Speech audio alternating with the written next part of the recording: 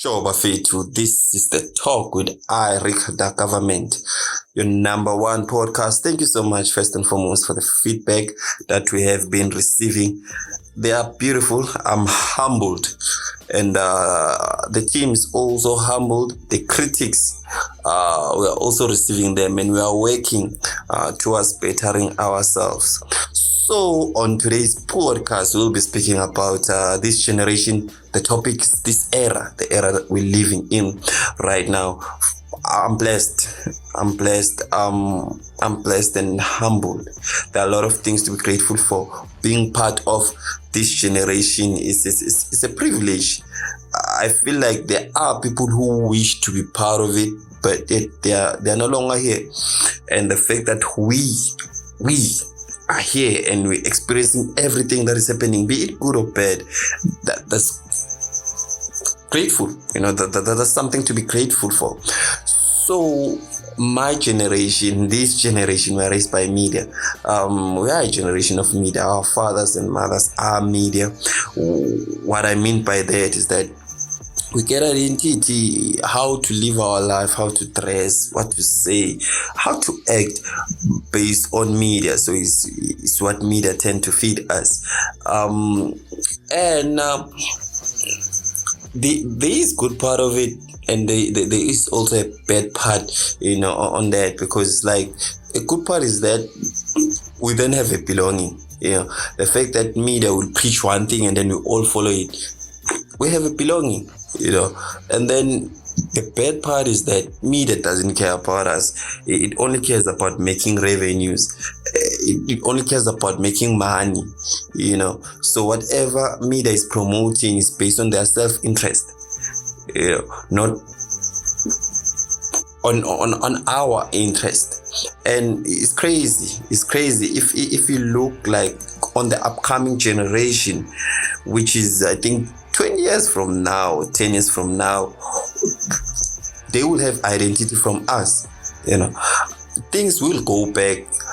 They will learn or have a foundation which will be us. Us, we don't have foundation. From 2000 now, we don't have foundation. 2003, they don't have foundation. 2010, they don't have foundation. The only foundation that they have is media. I'm also included. You're also included there. The only foundation that you have is media. And it is what it is. That's how it is. And it's crazy because we are seen as rebellious and all those things that are bad.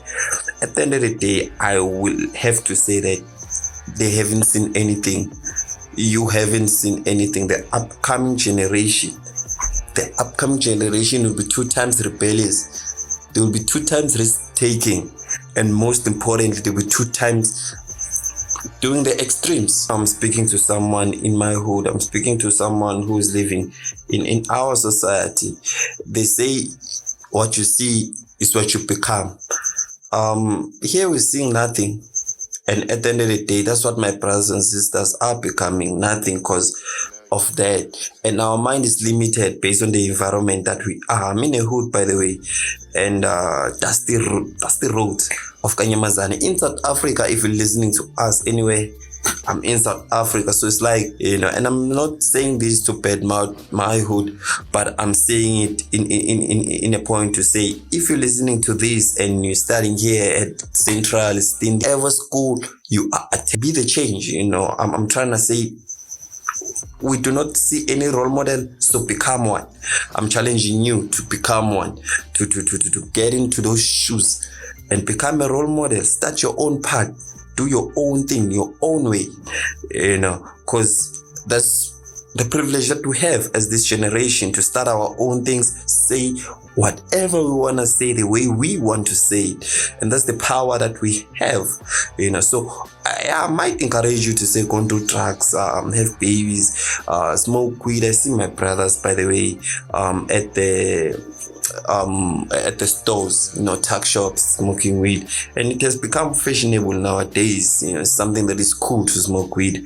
I don't know why. And what has the most is that the same brothers we sit down with and they will tell us about the system, how fucked up it is. They are the same people who will go and be enslaved by the system. By what do I mean by the system? I mean the fact that you'll go and work at the retail for a minimum wage.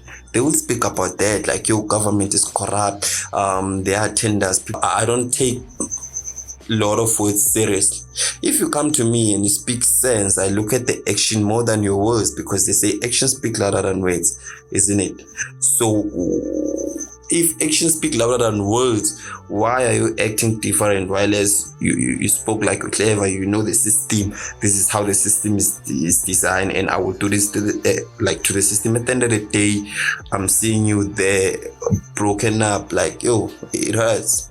It hurts, So I can say go and do all those bad things. We are young, this is our time. Go and do drugs, go and smoke, go and at the end of the day,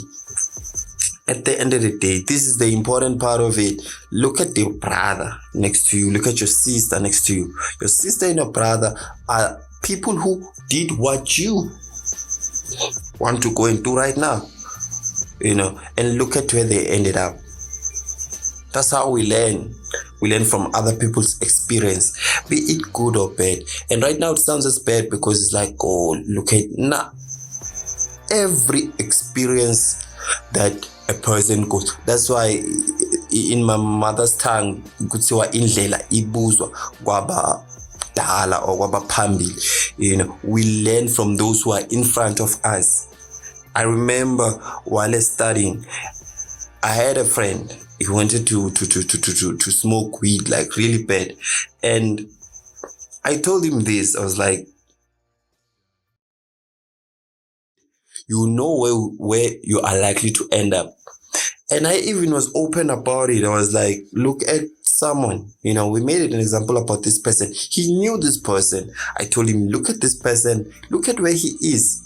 What makes you special? What makes you think you are different? You're gonna end up somewhere different if you do the same thing that this person did. And he was like, no, I'm me. Yeah, you can't tell me that. And it hurts, because he was my friend and I was looking out for him, Not that I was perfect, not that I was saying don't do it at all, but it was just like saying, hey friend, come this side, or a suggestion, and he didn't take it. And 5 years down the line, he was still there. Right now he's caught in it, like he's caught in that, he is the results that he claimed he was going to be different from. And it hurts, and I'm saying this as an example for you, for you and me, like if you look at our brothers and sisters, how they came up, how they lived their life, how about we start doing differently? Because if we are to follow their path, it is most likely we will end up like them, and not that we don't want to end up like them, but we want what's best, for us and for the upcoming generation, because once you've grown up, it's no longer about you, it's about the next person behind you. It's more like a marathon, the one where you run, and then you hand it over, and then another one take it. That's life, So if you do not care, if I don't care about myself, I have to care about someone, the one who is coming behind me, So I'm speaking to you right now in this era to say we are the difference, we are the content creators, we are the game changers. This is our time, go out there and do the most. I know you're in a hood, I know pregnancy trends here.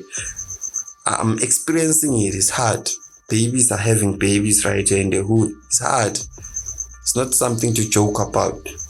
Young children are caught up in drugs. It's hard. It's not something to joke about. Police ain't doing anything. It's hard. That ain't something to joke about. We go to jobs because we have to feed our families. It's hard. We do not do it because of love. No, like here we don't work because of love. It's because it's a must. We have to feed our families. You have to feed that child. It's hard. So it's like that is what I respect. The fact that you ain't sitting down, you're taking a stand, you're taking responsibility, you're becoming a leader, you're becoming a first person to say, this is how I'm gonna do it. That's what I respect. That's why I'm speaking to you right now and say, if you're part of this generation, be the change you wanna see. At the end of the day, the space is always open. The space is always open for us to write our names in the world, of the creators. It start with you, it start with me. Everything is mapped out. We know. That's one thing I'm grateful for about this generation. We are aware, of everything. Everything is just like out. We know if I do this, this is what will happen. If I don't do this, this is what will happen. But to us right now here in the hood, push. My sister, push. I know you pretty much 14-year-old, you're 16-year-old. Push. You can't escape it. Every hood give you its mark. I have marks from this hood, and it ain't something to be proud of. You cannot escape the marks from your hood, and those marks ain't good.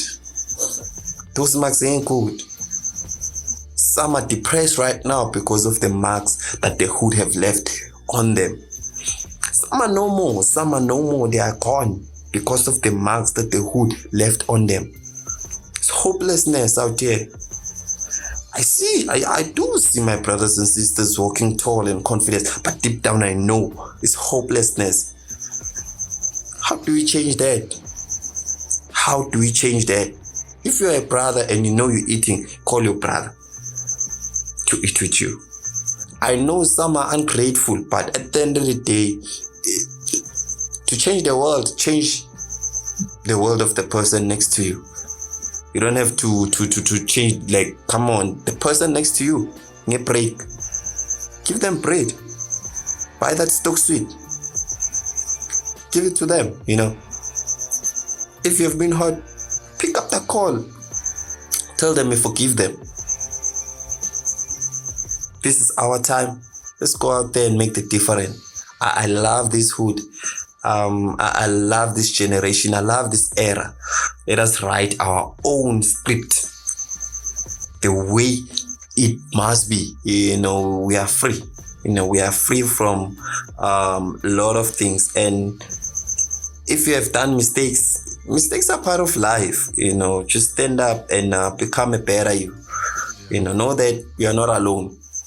At the end of the day, the fact that you're still alive, you can make the difference.